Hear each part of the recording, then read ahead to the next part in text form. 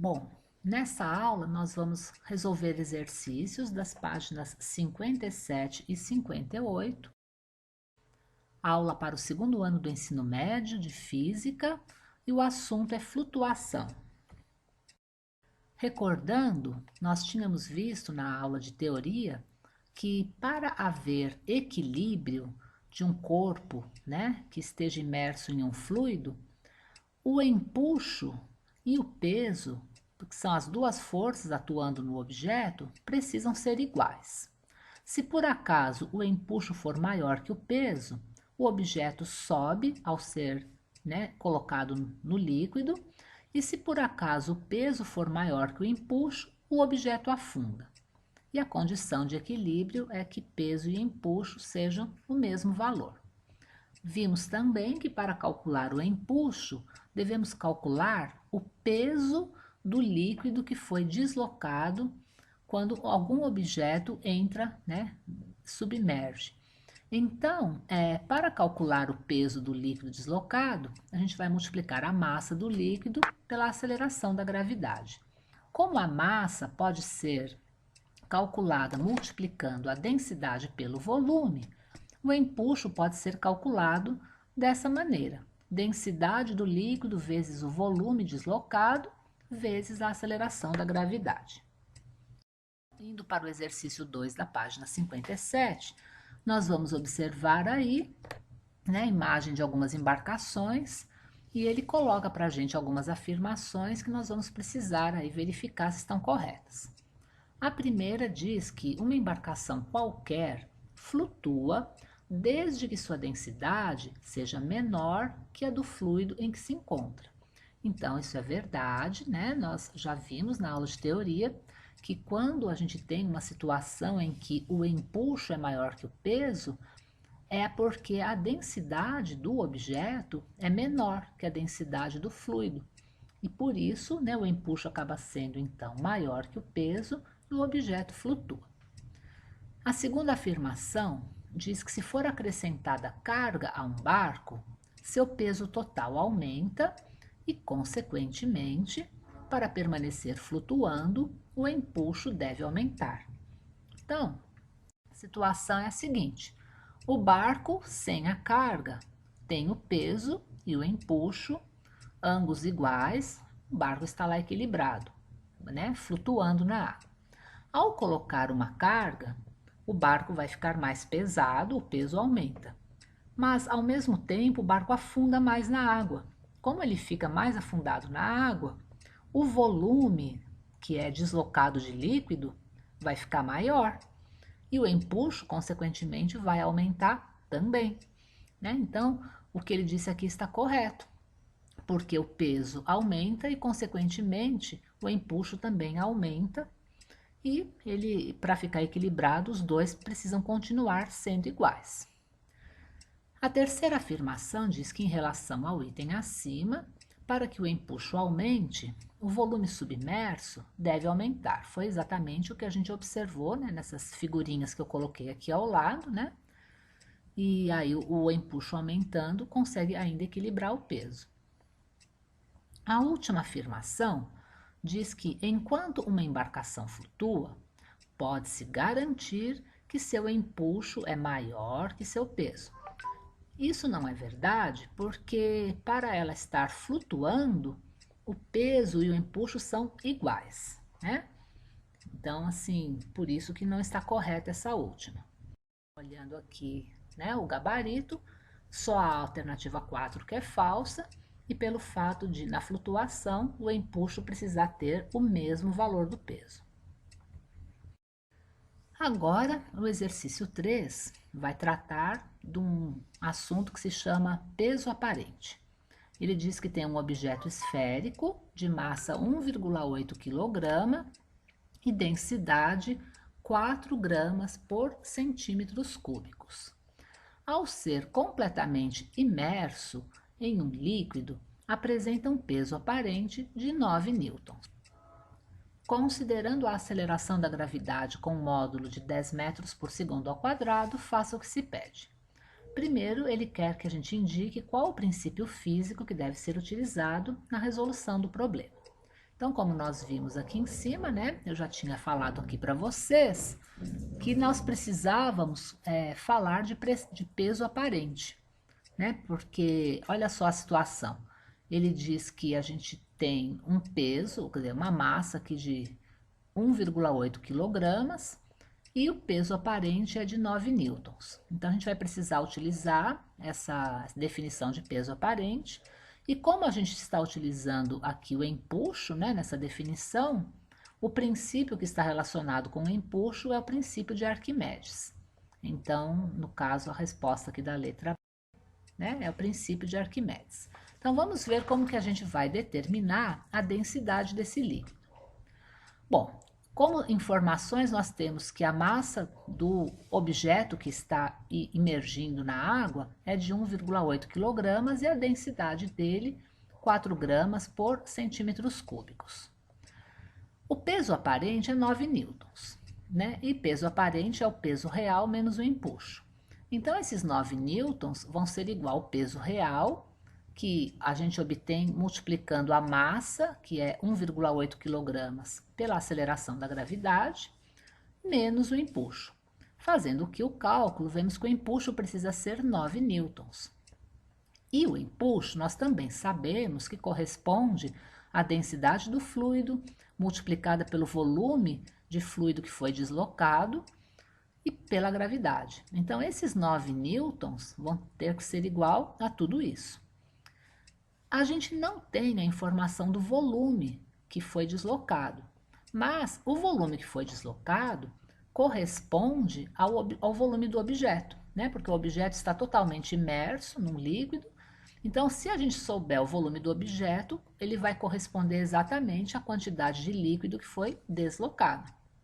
Para a gente achar o volume, a gente vai usar a definição de densidade que eu coloquei nesse balãozinho amarelo aqui, porque se a gente sabe a densidade do líquido e sabe a massa, né?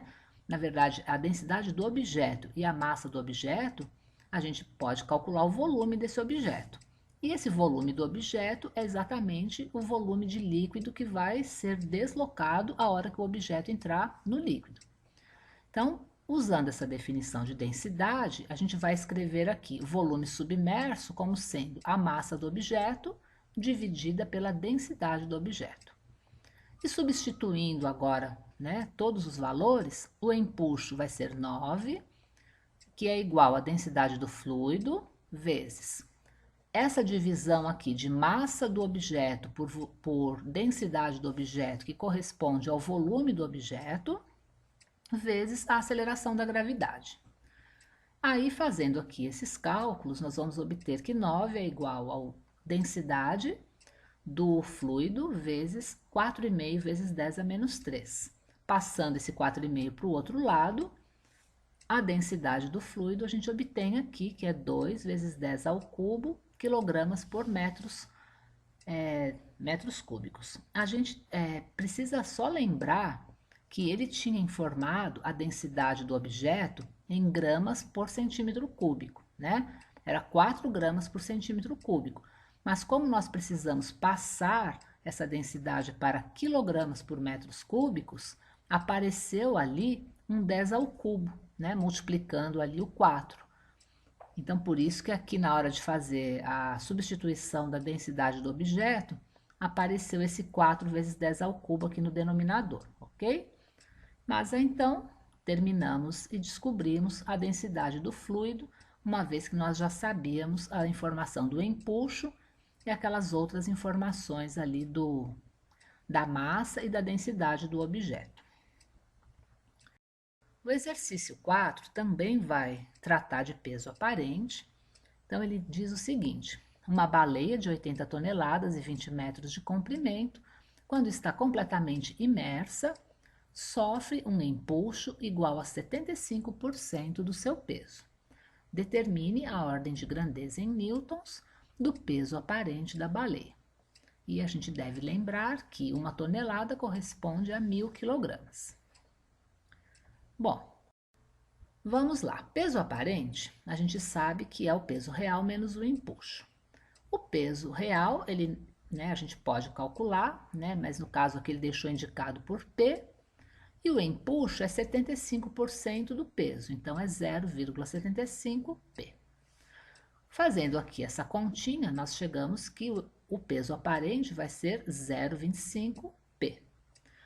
E o que é o P? Massa vezes gravidade. Aí a gente substitui a massa por 80.000 quilogramas, né? Porque é 80 toneladas, e a gravidade por 10. Terminando de fazer o cálculo, chegamos que o peso aparente é 2 vezes 10 a quinta newtons. Ele não quer saber o peso aparente todo, ele quer só a ordem de grandeza. Então, a ordem de grandeza, nesse número aqui, vai ser a potência de 10.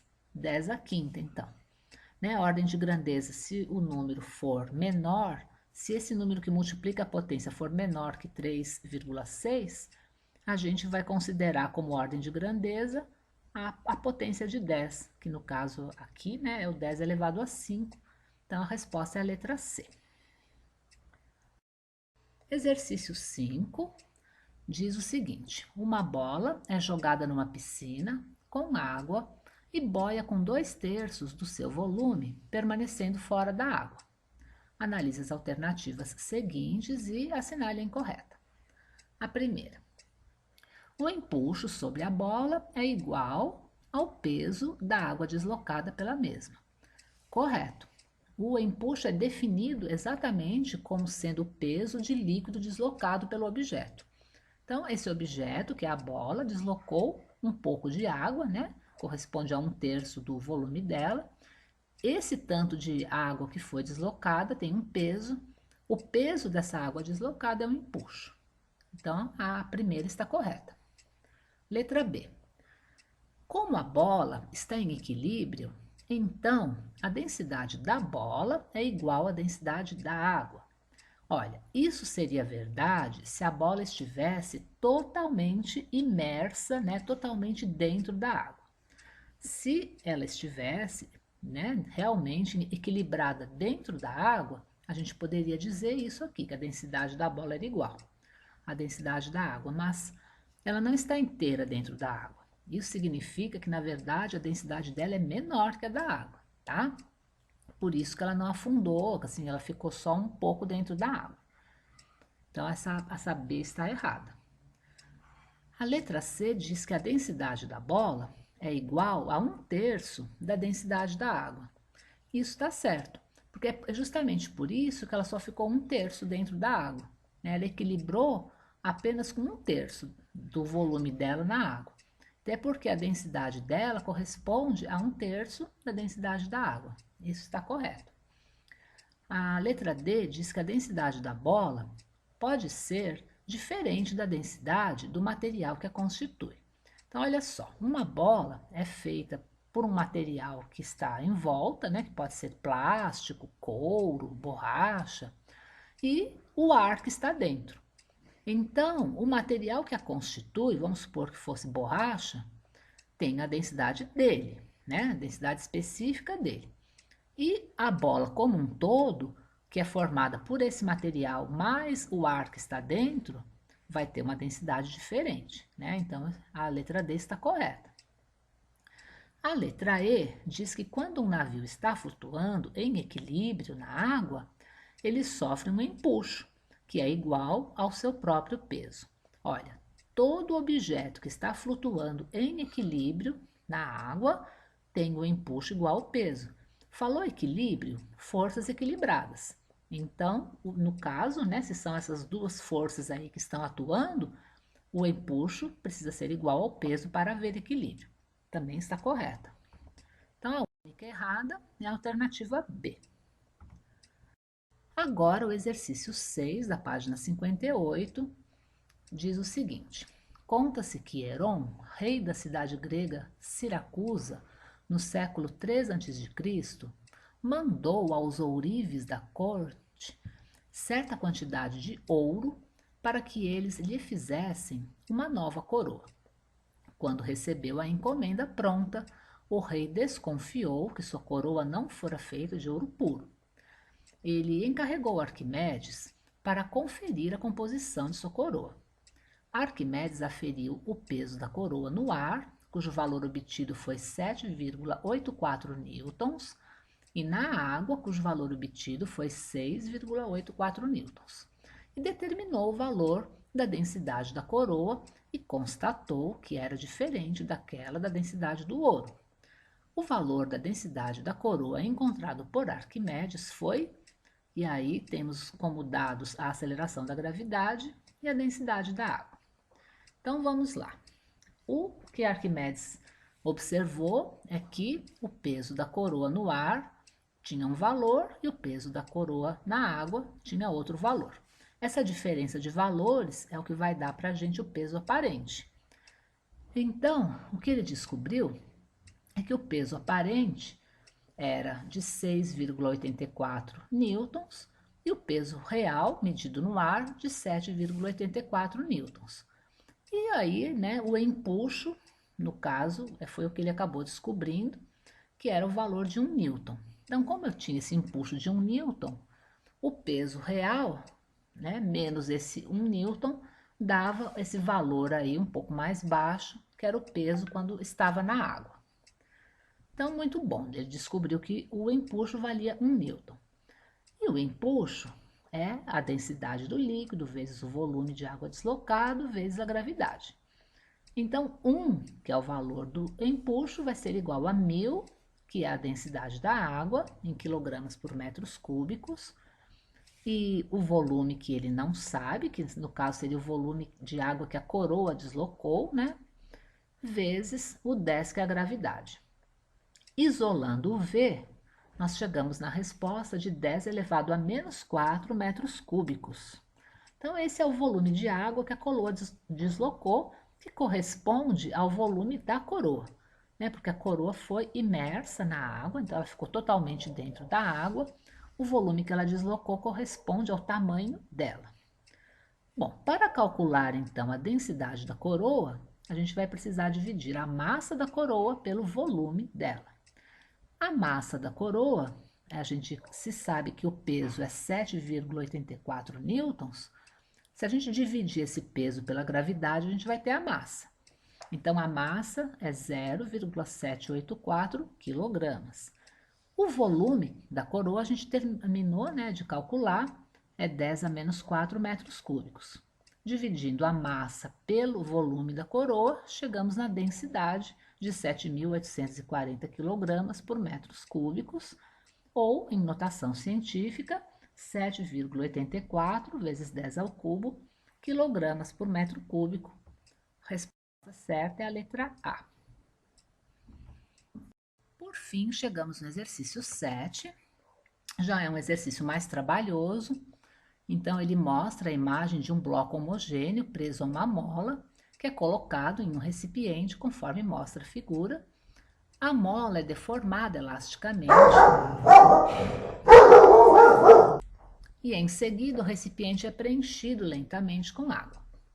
Após o nível da água atingir a parte inferior do bloco, o alongamento da mola diminui, até o momento em que o bloco fica completamente submerso, de acordo com o especificado na tabela a seguir. Então, nós vemos que, enquanto o bloquinho não estava dentro da água, a mola estava alongada, né, deformada em 5 centímetros. Depois, à medida em que o bloquinho foi ficando submerso, essa deformação da mola foi diminuindo, até que quando ele ficou 100% submerso, a gente tinha uma deformação, um alongamento de 3 centímetros na mola.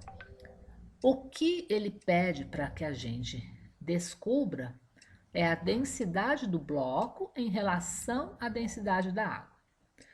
Não tem uma maneira direta de resolver isso, a gente vai precisar ir fazendo alguns cálculos e depois, né, verificar quanto que é o valor da densidade do bloco em relação à densidade da água.